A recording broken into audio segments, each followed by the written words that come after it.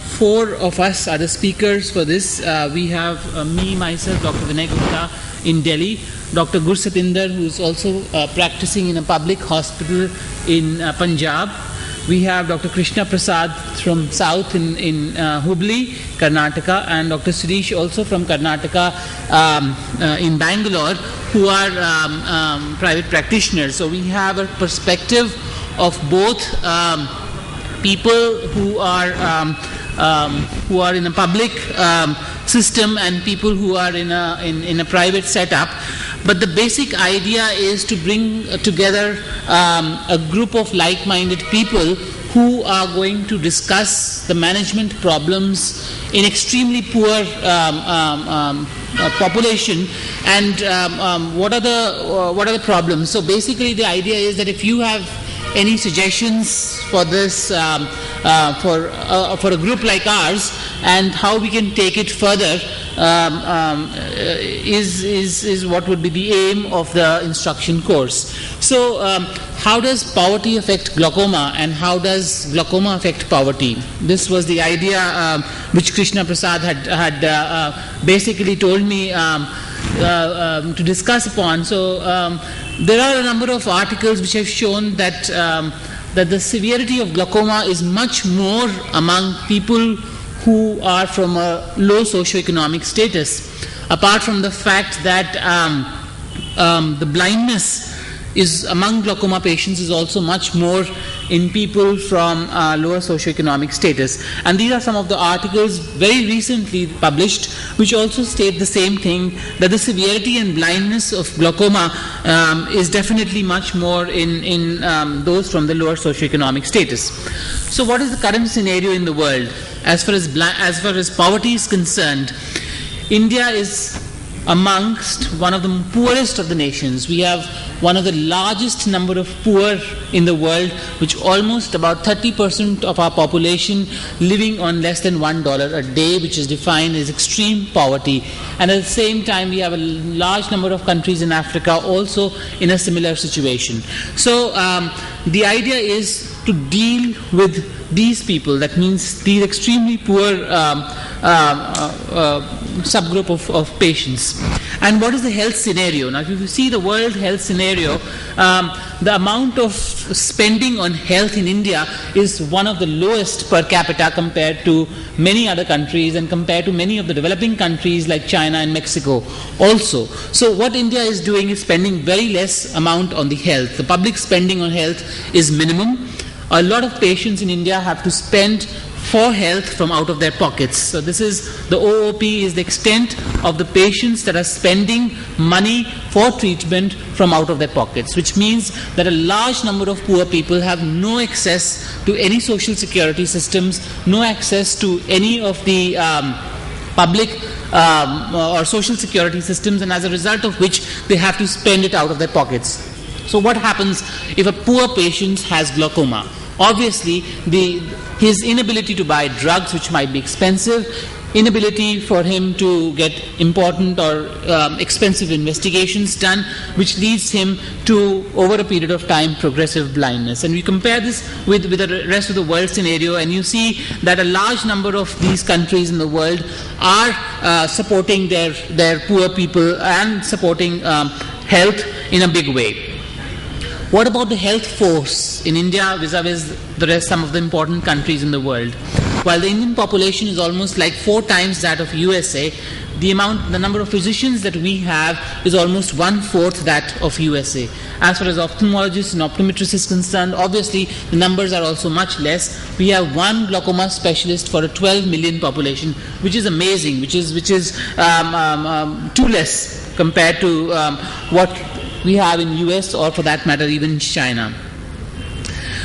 The health scenario in different states in India is very different. In fact, the health systems in each state are so different from the other state that managing these problems also become very different. So if you look at some of the states which have got extremely poor health systems, so these middle states, the red ones, are really lagging behind in their indices for health care compared to those in the green here, and the middle ones are the ones in grey, which are some of the states which are doing still a little better.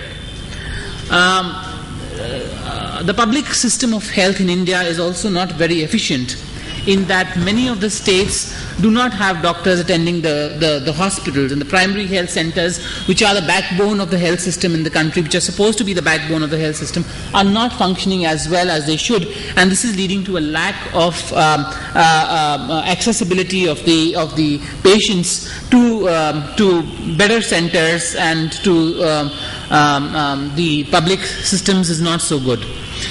So the question that we need to raise in this instruction course, and many of you can help us answer some of these questions of how we are going to bridge the gap between the extremely poor and those who are a minority and are taking up much of the resources, such as the extremely rich, which is way above the pyramid. How are we going to tackle this problem of over-investigating the over-rich people, over-treating those who have a lot of money? What is the role of the branded drugs versus the generics, and what are the cost-effective treatment strategies for glaucoma are the ones that we are going to discuss. So I'm going to go into my next topic, which would be the economics of glaucoma.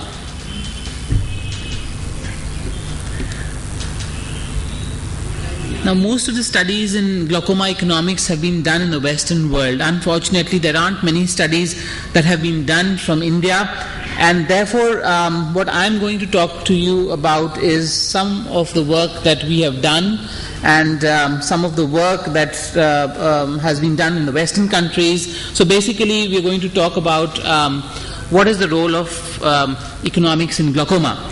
So when we talk of health economics, basically we are health economics is an area which deals with how to most effectively utilize your limited resources. So if you have resources, what is the best way that you can put them to use? So therefore, as far as glaucoma is concerned, from a clinical effectiveness scenario, the paradigm shift has to be how cost effective are the treatment options. So if we know that they are clinically effective, the next important question you need to answer is, what is the cost effectiveness? Because that is the one that is going to mostly impact the base of the pyramid, which is the extremely poor.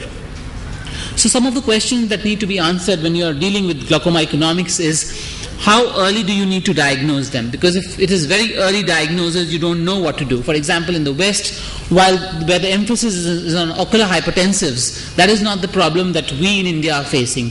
We have to manage our advanced glaucomas. So early diagnosis, how early do we need to diagnose them? And to prevent the glaucoma-related visual disability, that means in our population, at what stage do we need to start treatment to prevent the visual disability is the next question. Another important question that needs to be answered is, once the patient is diagnosed, how many tests or how many follow-ups are feasible? That means if he is coming from a poor background, how many tests would you want him to undergo, and how many follow-ups? Will the patient be able to follow up? That is another important question. The role of laser trabeculoplasty has to a large extent been investigated recently in many of the economic studies, and they have found that at least for primary open-angle glaucomas, it is able to decrease the costs of medical therapy to a large extent, and has been found to be an economically viable alternative to long-term medical therapy. As far as which patients should receive additional care, that means those patients who need much more care than the others, is still another debatable issue. Why certain patients need to be monitored more extensively than the others. So the economic burden of blindness and glaucoma in India has not been studied to a large extent, but the blindness studies have shown that there is a burden of almost like $4 billion over a lifetime of a blind patient. And if you take those patients who are under 40 years of age, the economic burden obviously multiplies.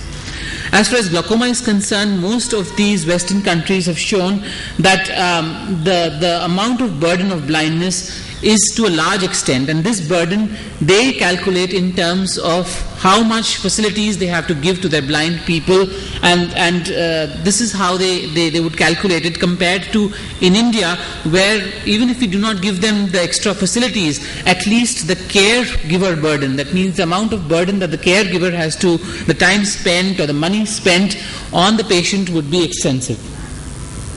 The next important issue is what is the economic impact of all these things. So if you do a very small thing like giving corrective glasses to a patient, you can see the amount of productivity that is increased is tremendous. So in patients of glaucoma, if you can avoid blindness, you can increase the productivity to a large extent. But this is a question that needs to be answered by some of us of to what extent are we going to increase the productivity of our patients by being able to prevent them from going blind. So these are some of the important questions that probably we could take up as research probably in developing countries of how we can have cost-effective strategies to prevent blindness and increase productivity. This is one of the important studies that has recently been published which states the direct costs of glaucoma treatment. Now, glaucoma treatment has direct costs, indirect costs, opportunity costs. A lot of costs are involved. To measure the indirect and opportunity cost becomes difficult, but to measure the direct cost, that means what the patient or the supplier or the provider has to pay for can be quantified. So if you look at this, you can see that a large majority of this cost is the non-drug costs. That means a lot of cost, that is almost like 2/3 of the cost, is the non-drug cost. The non-drug cost can again be broken up into the procedural costs and the inpatient costs, but at the same time the outpatient costs are the maximum. So these are the costs which the patient has to bear when he is coming to the hospital, having to wait for in the hospital and being discharged or whatever. So this is the amount of cost that the patient has to bear when he is losing his work and he has to travel.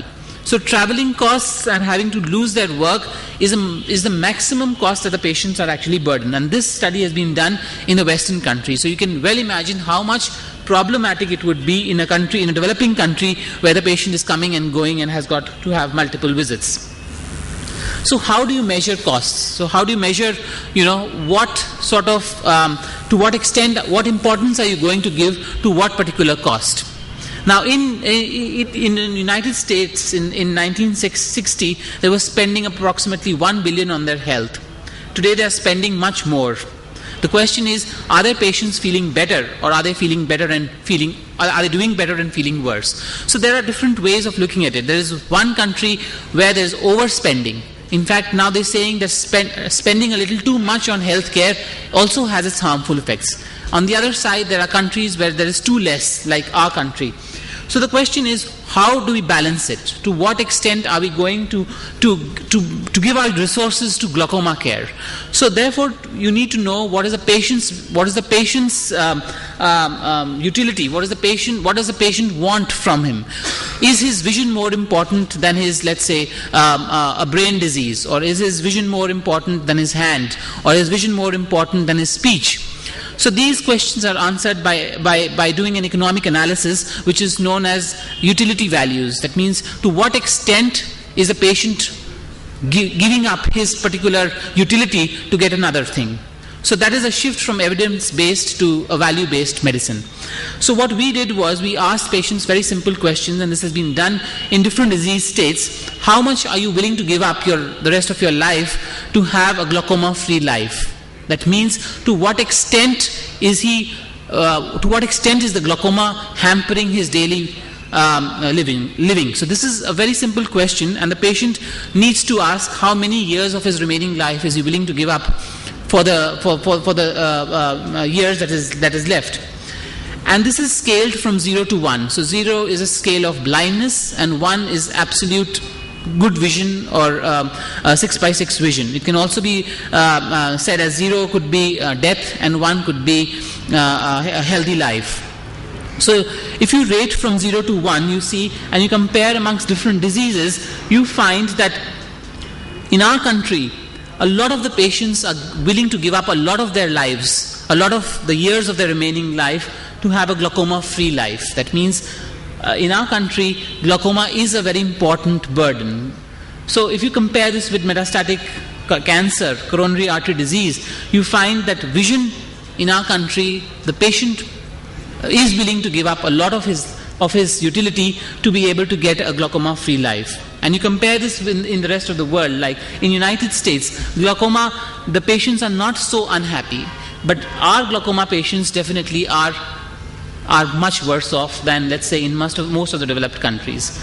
And dry eye and ARMD is way much better. So the patients are feeling much worse in our country than, let's say, glaucoma patients in a more developed country. And if you compare glaucoma utility values in different nations, you find that that our patients are probably much worse off. These are younger patients that we analyzed in comparison to, let's say, the Chinese, the Singaporeans, or for that matter, USA. So the reason why our patients are doing so bad primarily are that they are in advanced stage of the disease. They don't want to lose vision because losing vision not only has a stigma attached to it, it also entails the fact that they do not have a social support system, and as a result of which being blind is much worse off than having probably a coronary artery disease or having a cancer.